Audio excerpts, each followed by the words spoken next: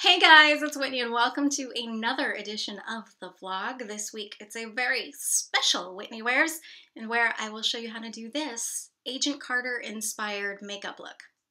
1940s, obviously celebrating Agent Carter herself. So stay tuned. So the 1940s was a pretty simple, straightforward look. So as you can see, I'm not wearing any makeup, so we're gonna start with foundation. Makeup in the 1940s, this is powder, but foundation came in something similar like this kind of, it was called pancake, and I still use it for theater. It's how I got my start with makeup, so I know what I'm talking about here. You take a sponge, you wet it, you dip it into the thing, and you put it on your face. Unfortunately, it has the appearance of being exceptionally cakey at times, not necessarily natural, so we're going to stick with normal foundation. So.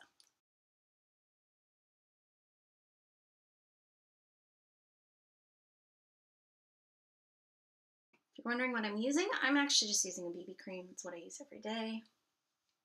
So, no need to do anything special. Just use what you use every day.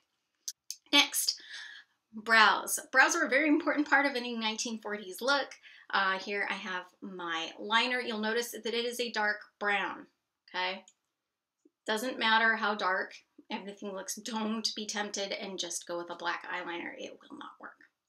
Okay, so what we're going to do is I'm going to break out my mirror again, and I'm going to do short, feathery strokes, okay? Eyebrows from the 1940s were arched, kind of came into a point up here, and tapered off a little line. I'm not redoing my brows just for this, so we're going to see what we can accomplish with the power of makeup. When you start the line, no matter where your brows start, when you're penciling it in, don't pencil any further than the inside of your eye. Otherwise, your brows are going to look wonky.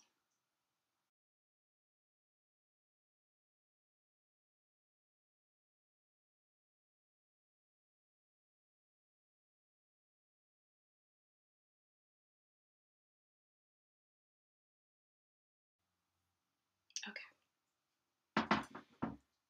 Then what you can do is you can set it. I am going to use this clear eyebrow shaper to do the job. You can use clear mascara or setting gels. There's plenty of stuff that does the trick. The idea is that we'll keep my eyebrows where I want them. Okay. Now, next, eyeliner. So Peggy's look is, Peggy actually uses a black eyeliner. It's a very thin line near the lashes. Very simple. It starts from, let me see, starts from right about there and goes out. So what I'm going to do is I'm going to use this eyeliner pencil, not exactly era specific. Usually it was a pencil or you painted it on. But if you can see, this has a very, very thin brush. And what I like is it gives me a little bit more control. I'm completely comfortable with that, but use whatever method works for you. So as you can see, I'm trying to be very careful here not to do too thick of a line. That's been known to happen. Matter of fact, the thickest point I'm doing is here at the outer corners. So all you're doing really is helping to define the lash line. Okay, so there's eyeliner, no eyeliner. Peggy's look isn't very, if you look at movie stars of the period, it's a much thicker line. But while Peggy's very pretty, it's much more natural look than you see with a lot of starlets.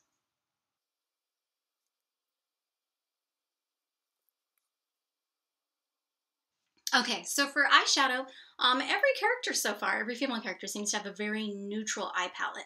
So what's important is that you want to make sure that you have matte eyeshadow.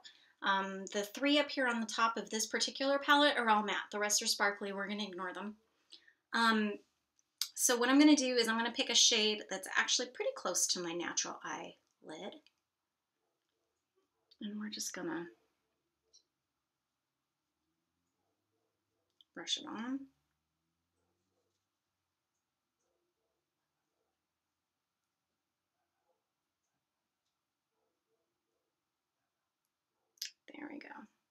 Okay.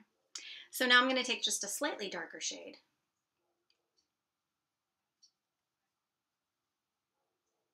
And I'm going to apply that in the crease.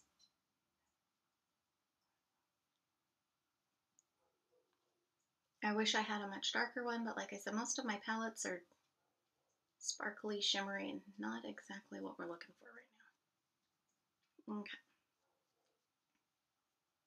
Now I'm just going to kind of blend this. And so now you can see we have very natural eyes. So the next thing is mascara. Mascara in the 1940s was pretty much the same as it is now. Not as many cool types. So what you want is you want something that will define the lashes, but not something that'll look totally fake. Like I said, Peggy's look is a very, very natural look. And as you notice, we only put eyeliner on the top. That's pretty typical of the period. If you were going to curl your eyelashes, I would do it before now. I just don't.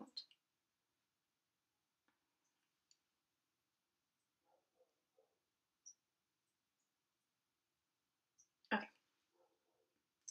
Eyelashes. Here we are. So we only have a couple things left. So next, what I'm going to do is I'm going to pull out my blush. Now, era specific, they used cream rouge, which is not the same as cream blush of today. It was difficult, and I don't try.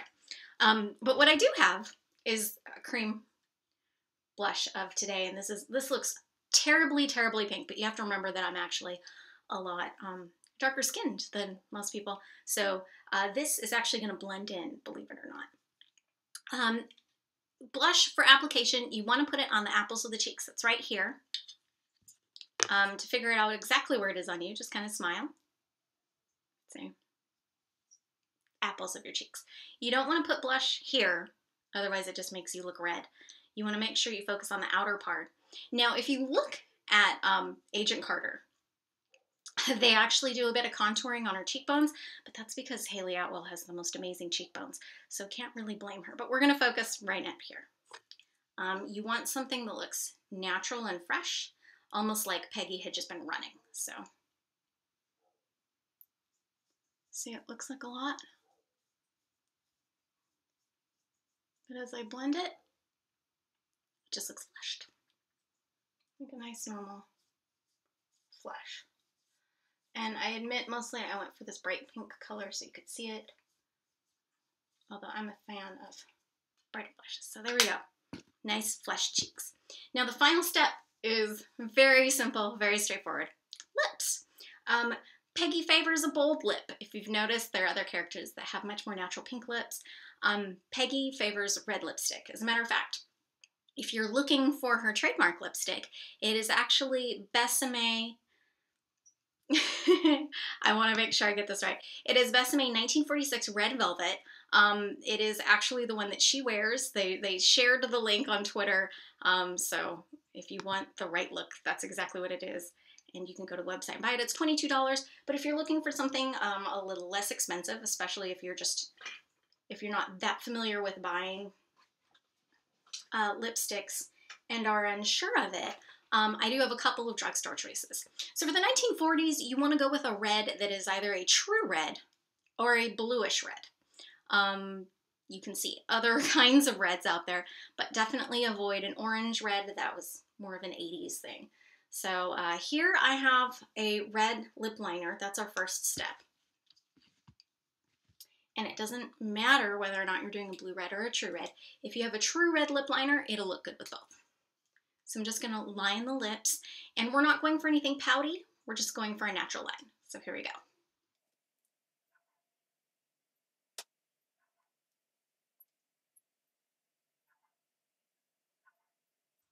And now we're going to fill in the rest of the lip.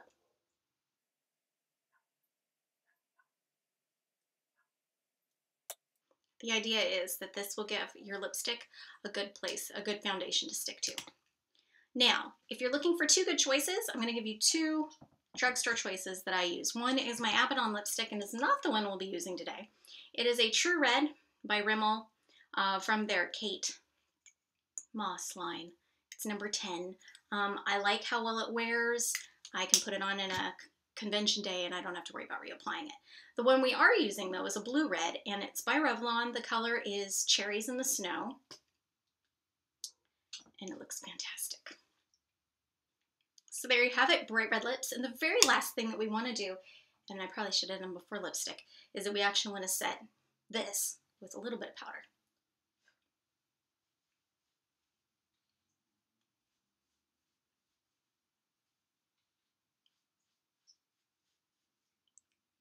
Ta-da! 1940s ready.